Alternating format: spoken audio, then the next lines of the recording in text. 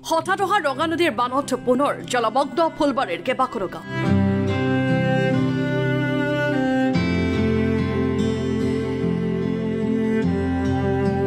পানীৰ মাজতে আবদ্ধ হৈ আছে কেইবাটাও পৰিয়াল।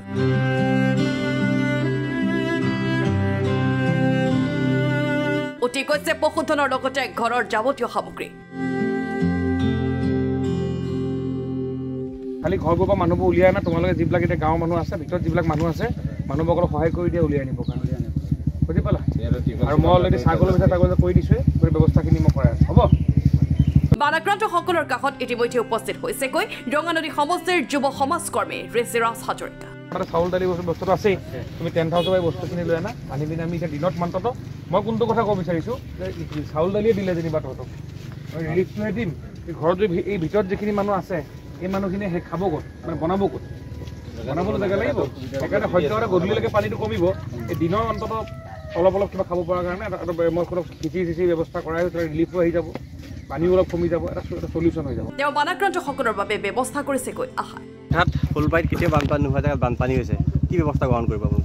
আচলতে ব্যৱস্থা বুলিবলৈ আপোনালোকে দেখিছে যে ইতিমধ্যে আপোনালোকৰ মাজলৈ ঋষিৰাজ হাজৰিকা ডাঙৰীয়া আহিছে আৰু তেওঁ আমাৰ নাওবৈচা চাৰ্কল অফিচাৰৰ লগত ইতিমধ্যে বাৰ্তালাপ কৰিছে আৰু বাৰ্তালাপৰ যোগেদি ইয়াত তাৎক্ষণিকভাৱে যি ব্যৱস্থাপনা কৰিব লাগে তাৰ সম্পূৰ্ণ ব্যৱস্থা কৰি দিছে। আমি দেখিছোঁ আচলতে বানপানীৰ সৈতে যুঁজিব পৰাকৈ মানুহখিনি আচলতে প্ৰস্তুত নহয় কাৰণ ইয়াত বানপানী হৈ পোৱা নাই। হঠাতে অহা প্ৰলয়ংকাৰী বানে যিটো আমাক ক্ষতিগ্ৰস্ত কৰিছে তাৰ প্ৰতি ঋষিৰাজ হাজৰিকা ডাঙৰীয়াৰ নেতৃত্বত জিলা প্ৰশাসনৰ নেতৃত্বত ইয়াতে ৰিলিফৰ ব্যৱস্থা খুব সোনকালে কৰাৰ ব্যৱস্থা কৰি দিছে। খুব সোনকালে তেওঁলোকে পৰিত্ৰাণ পাব ইয়াৰ পৰা আৰু দিনৰ ভাগত এতিয়া আমি চিন্তা কৰিছোঁ যে যিহেতু মানুহবোৰৰ ঘৰত পানী হৈ আছে তো ইয়াৰ আগতো আমি বানপানী হওঁতে তেনেকুৱা ব্যৱস্থাপনা হাজৰিকা ডাঙৰীয়াই কৰিছিল তো তেখেতে ইয়াতে চেণ্ট্ৰেলি এটা চৌকাৰ ব্যৱস্থা কৰি দিছে যাতে অন্ততঃ দিনৰ ভাগৰ আৰু ৰাতি ভাগৰ খিচিৰিটো তেওঁলোকে ৰাজপথতে খাব পাৰে কাৰণ এতিয়া ৰিলিফটো দিলেও তেওঁলোকে তাত বনাব পৰা কোনো ব্যৱস্থা নাথাকে। গতিকে আমি ব্যৱস্থা কৰি দিছোঁ আমাৰ ল'ৰাসকল আহিব আমাৰ যুৱ সতীৰ্থসকল আহি আছে ইতিমধ্যে গতিকে আমাৰ তেওঁলোকে সহায় সহযোগ কৰিব। ইয়াতে আমি ৰাজপথতে এটা টেণ্ট তৰি পেলানি যাতে আজিৰ এই সমস্যাৰ সন্মুখীন হ'ব পৰাকৈ দিনৰ ভাগৰ খিচিৰিটো বা ভাতমুঠি আমি যাতে ইয়াতে ব্যৱস্থা কৰি দিব পাৰোঁ। Bureau' report Lakhimpur today.